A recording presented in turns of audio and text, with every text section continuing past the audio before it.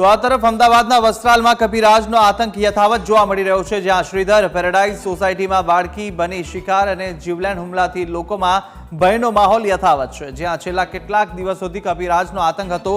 2 દિવસ અગાઉ કપિરાજને પાંજરે પુરાયો હતો, ત્યારે આજે ફરીથી કપિરાજનો આતંક સામે આવ્યો છે અને સમગ્ર ઘટના સીસીટીવીમાં કેદ થઈ।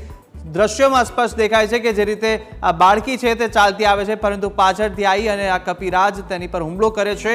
બાળકી પર હુમલો કરી અને ઈજા પહોંચાડવાના પ્રયાસ કરવામાં આવે છે અને આ જે રીતના દ્રશ્યો સામે આવ્યા છે તેને લઈને સ્થાનિકોમાં હજી પણ કપિરાજનો ભય છે તે જોવા મળી રહ્યો છે અને છેલ્લા ઘણા સમયથી વસ્ત્રાલ વિસ્તારની અંદર કપિરાજનો આતંક છે તે યથાવત છે। આપને 2 દ્રશ્યો બતાવી રહ્યા છે। એક તરફ મંગળવારના દ્રશ્યો છે કે જ્યાં અગાઉ પણ જે રીતના દ્રશ્યો સામે આવ્યા હતા, જે હુમલો કરવામાં આવ્યો હતો કપિરાજ દ્વારા બાળકો પર, અને આજે ફરીથી આ પ્રકારના દ્રશ્યો સામે આવ્યા છે વસ્ત્રાલમાંથી, કે જ્યાં વસ્ત્રાલમાં હજુ પણ કપિરાજનો આતંક યથાવત જોવા મળી રહ્યો છે। મહત્વનું છે કે 2 દિવસ અગાઉ જ્યારે દ્રશ્યો સામે આવ્યા હતા ત્યારબાદ કાર્યવાહી વન વિભાગ દ્વારા કરવામાં આવી, પરંતુ હજી પણ ક્યાંક ને ક્યાંક આ જે કપિરાજનો આતંક છે તે શમી નથી રહ્યો અને વસ્ત્રાલ વિસ્તારની અંદર આતંક યથાવત હોવાને કારણે સ્થાનિકોમાં ભય છે।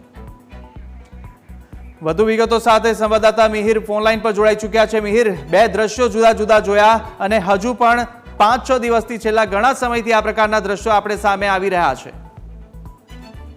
પૂર્વ વિસ્તારના વસ્ત્રાલ વિસ્તારમાં અલગ અલગ સોસાયટીમાં આ કપિરાજનો આતંક છે તે જોવા મળી રહ્યો છે અને જેના કારણે સોસાયટીમાં એક ભયનો માહોલ છે તે ઉભો થઈ રહ્યો છે, કારણ કે વસ્ત્રાલ વિસ્તારમાં છેલ્લા કેટલાય દિવસથી આ કપિરાજ છે કે કોઈ પણ સોસાયટીમાં આવતા જતા હોય કે જે બાળકો રમતા હોય તેને બચકું ભરી અને ત્યારબાદ તેને જે ભાગી જાય છે।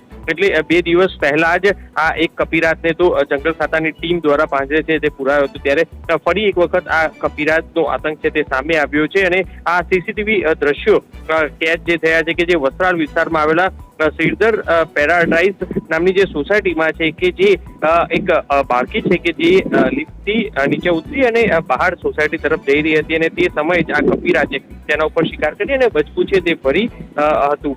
જે સમગ્ર ઘટના છે તે સીસીટીવીમાં કેદ થઈ ગઈ છે। અલગ અલગ આ જ રીતના 3 થી 4 દિવસમાં ઘણા લોકોને આ કપિરાજ દ્વારા જે બચકું ભરી અને તેના ઉપર આ રીતના શિકાર છે તે કરવામાં આવ્યો છે। એટલે હાલ તો આ સમગ્ર ઘટના છે તે સીસીટીવીમાં પણ કેદ થઈ છે અને ફરી એક વખત જંગલ ખાતાની અને ફોરેસ્ટ ડિપાર્ટમેન્ટની ટીમને જાણ કરવામાં આવી છે કે જે આ કપિરાજ છે કે જે વસ્ત્રાલ વિસ્તારમાં આ રીતના લોકોને બચકા ભરી અને ઇન્જર્ડ કરી રહ્યો છે, જેને પકડવા માટે ટીમ છે તે પણ શોધી રહી છે।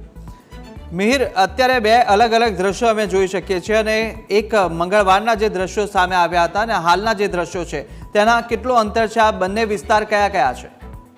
બંને વસ્ત્રાલ વિસ્તારના જ આ સીસીટીવી છે કે જે પહેલા દ્રશ્યો જે દેખાય છે કે જે સોસાયટીના કે જ્યાં આગળ બાળકો રમી રહ્યા છે ને અચાનક જ કપિરાજ છે કે જે આ બાળકોને પાછળ છે દોડે છે ને ત્યારબાદ એક બાળકને પકડી લઈ અને તેને પગના ભાગે બચકું ભરે છે। આ જ રીતના આવા દ્રશ્યો છે કે જે બીજા દ્રશ્યો પણ સામે આવ્યા છે કે જ્યાં આગળ પણ કપિરાજે આજે વસ્ત્રાલની જે શ્રીધર પેરાડાઇઝ નામની સોસાયટી કે ત્યાં આગળ પણ એક બાળકી છે કે તે લિફ્ટમાંથી બહાર નીકળતા જ તેને પાછળ આવી અને તેને બચકું ભરીને ઇન્જર્ડ કરે છે।